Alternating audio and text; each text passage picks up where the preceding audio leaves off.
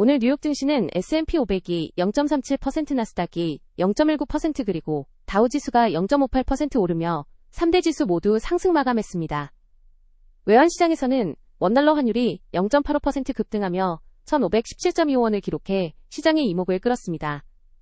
전반적으로 반도체 섹터의 강세 속에 금리 변동성을 소화하며 완만한 상승세를 보인 하루였습니다. 뉴욕과 캘리포니아 등 미국 주요 주에서 억만장자들을 대상으로 한 부유세 도입이 활발해지며 찬반 논쟁이 뜨겁습니다. 뉴욕시는 500만 달러 이상의 고가 부동산에 재산세를 인상하는 이른바 별장세를 추진 중이며 캘리포니아는 억만장자 일회성 세금 부과를 검토하고 있습니다. 이에 대해 켄 그리핀과 세르게이 브린 같은 초부유층은 플로리다나 네바다로 거처를 옮기며 강력히 반발하고 있습니다. 전문가들은 이러한 세금이 세수 증대에는 도움이 될 수 있으나 부유층의 자선활동 위축과 인재 유출이라는 부작용을 낳을 수 있다고 경고하며 정치권의 합리적인 규제 마련을 촉구하고 있습니다.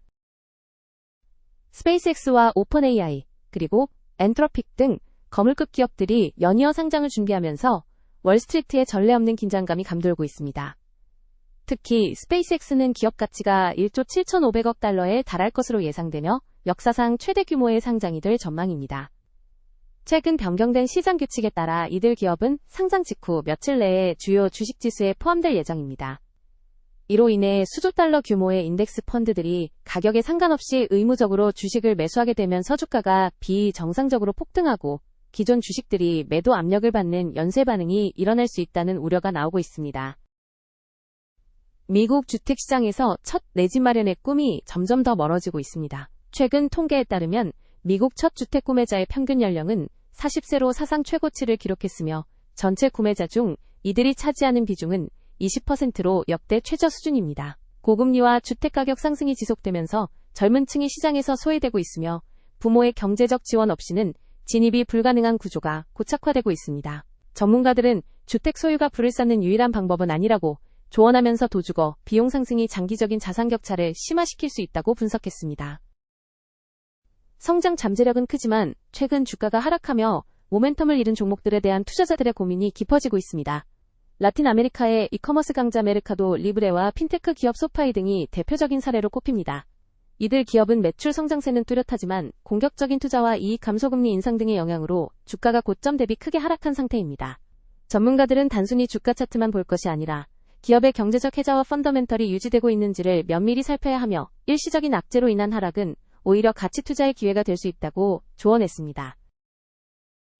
미국 저소득층 식료품 지원 프로그램인 SNAP의 규정이 주별로 강화되면서 편의점과 소규모 상점들이 혼란을 겪고 있습니다. 일부 주에서는 탄산음료나 사탕 같은 비영양가 식품 구매를 제한하기 시작했으며 이에 따라 소매업체들은 복잡한 성분 분석과 재고 관리에 직면했습니다. 또한 달러A가 신선식품 비중 확대를 요구하면서 설비가 부족한 소규모 상점들이 프로그램 탈퇴를 고민하고 있습니다.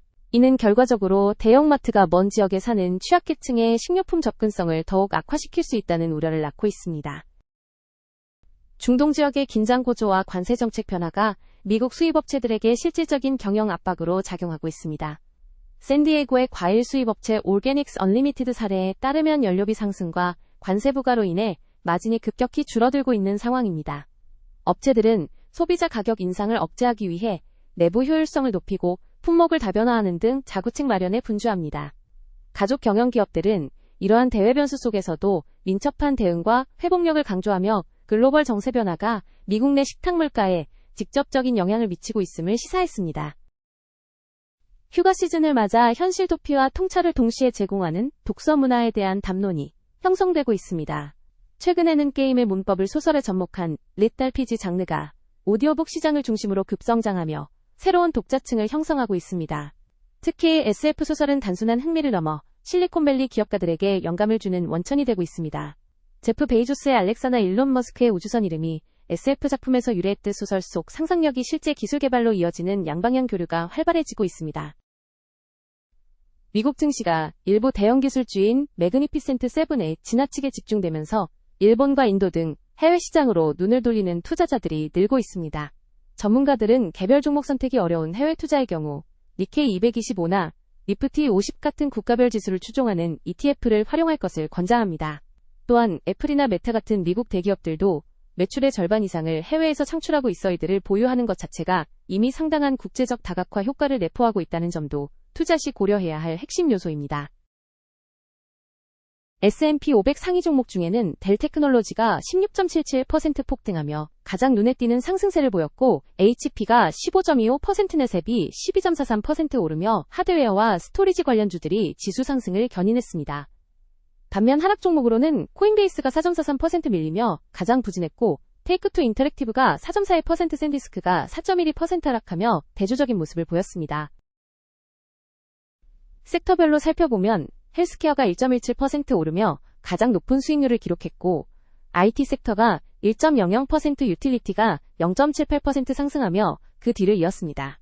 반면 통신 섹터는 0.55% 하락하며 오늘 유일하게 마이너스 수익률을 기록해 가장 부진한 흐름을 나타냈습니다.